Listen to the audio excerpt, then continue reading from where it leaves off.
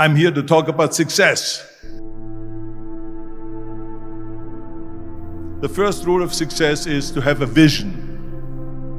You see, if you don't have a vision of where you go, and if you don't have a goal where you go, you drift around and you never end up anywhere. I mean, as you know, I was born in 1947 in Austria after the Second World War. So I was very fortunate that I stumbled onto my vision. And I didn't really like Austria when I grew up. I couldn't wait to get out of there. I couldn't see myself becoming a farmer or a worker in a factory or anything like that. Even though my parents wanted me to stay there and have a normal life. But that was their vision, not mine. My vision was totally different. I felt that I was born for something special, for something unique, for something big. Then one day I went to school. I remember I was 11 years old, and they showed a documentary about America. And there they showed in this documentary the huge skyscrapers, the high-rises, the huge bridges, the 6-lane freeways, and all of this stuff. And I said to myself, that's where I want to be. I don't want to be around here with these little farmhouses and these little buildings. I want to be in America. One day after school, I walked by a store in Graz. So I went inside and I looked around, and then I saw a magazine. I saw a bodybuilding magazine that had Reg Park on the cover. Reg Park was then a 3-time Mr. Universe. And I saw him on the big screen as Hercules. I read that and I said to myself, wow, this is the blueprint for my life. This is exactly what I want to do. I want to become a bodybuilding champion just like Reg Park. I want to get into movies just like Reg Park. And I want to make millions of dollars and be rich and famous just like Reg Park. Do you know how great it felt that I knew where I was going? Imagine the majority of people don't know where they're going. I knew where I was going, that I'm going to become this bodybuilding champion just like him. So it was just a question of how do you do it? I was so relieved, because when you have a goal, when you have a vision, everything becomes easy. So people always ask me, when they saw me in the gym in the pumping iron days, they say, why is it that you're working out so hard? 5 hours a day, 6 hours a day, and you have always a smile on your face. And I told people all the time, I said, because to me, I'm shooting for a goal. In front of me is the Mr. Universe title. So every rep that I do gets me closer to accomplishing that goal, to make this goal, this vision turn into reality. Every single set that I do, every repetition, every weight that I lift will get me a step closer to turn this goal into reality. So I couldn't wait to do another 500-pound squat. I couldn't wait to do another 500-pound bench press. I couldn't wait to do another 2,000 reps of sit-ups. I couldn't wait for the next exercise. At the age of 20, I went to London and I won the Mr. Universe contest as the youngest Mr. Universe ever. And it was because I had a goal. So let me tell you something, visualizing your goal and going after it makes it fun. You've got to have a purpose no matter what you do in life. You've got to have a purpose. 74% hate their job in America. Now, this is not much different when you come to Europe. The majority of people don't like what they're doing, because they're really not doing it because they didn't have a goal and they followed this goal. They just aimlessly drift around, and then all of a sudden there's a job opening, so they get that job because you have to work. But then when you work, it's a chore. It's work. It's not fun. So if you think about, only a quarter of the people really enjoy what they're doing in life.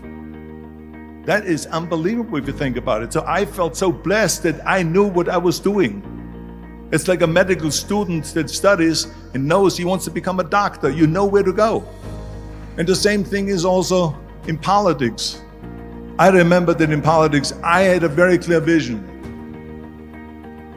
that I will be the leader of California. That's as far as I could go because I was not born in America, so I could not run for president. So being the governor of the fifth largest state, I should say the largest state, the fifth largest economy in the world, was for me really the ultimate title, the ultimate accomplishment in politics. So even though people came up to me and says, why don't you go and run for something smaller, you're never gonna make it. I ran for governor, and then 2 months later I became governor of the state of California.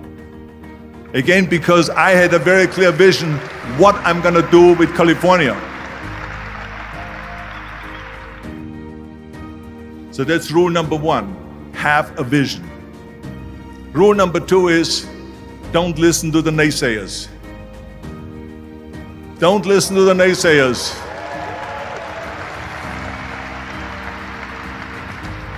Everything I ever did, the thing that I heard out of people's mouth was, that's impossible. That can't be done. Or no. That is exactly what I heard, and of course I proved to the people that it can't be done. So whenever someone said to me, it can't be done, I heard, it can be done. When they said no, I heard yes. And when they said it's impossible, I heard, it is possible. I'm a strong believer of what Nelson Mandela said, that everything is always impossible until someone does it. Well, I'm gonna be the one, I said to myself, I'm gonna do it and I'm gonna show it to them. Maybe it has never been done before. That's perfectly fine with me. But I'm gonna do it. And I did not listen to the naysayers. It's all about the hard work that you put in. I said to myself, in bodybuilding I worked out 5-6 hours a day. I'm gonna do the same thing now for acting.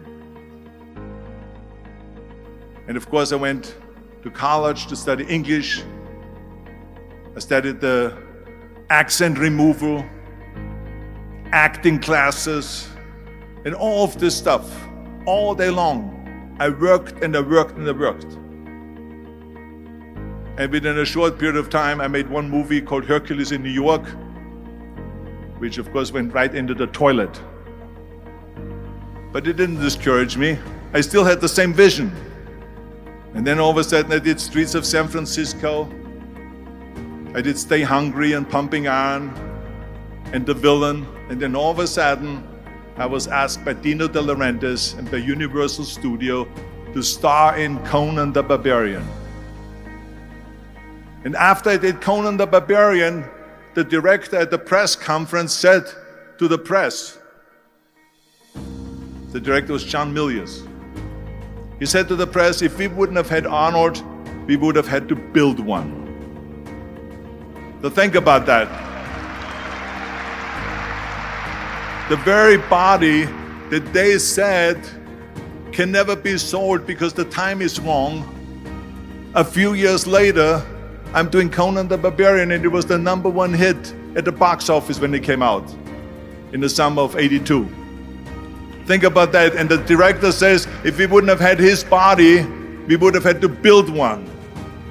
So all of a sudden, my body became an asset, not a liability.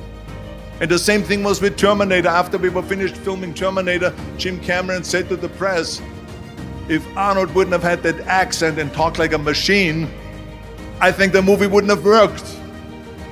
So think about that. The body and the accent that they attacked was an asset. But I didn't listen to those losers. I didn't listen to them at all. It's just the reality of it is that you cannot listen to the naysayers. So this is a very important lesson for all of you. So when someone says, no, this is a stupid idea, you in your mind, you don't have to say it, but in your mind just say to yourself, you're an asshole. What do you know?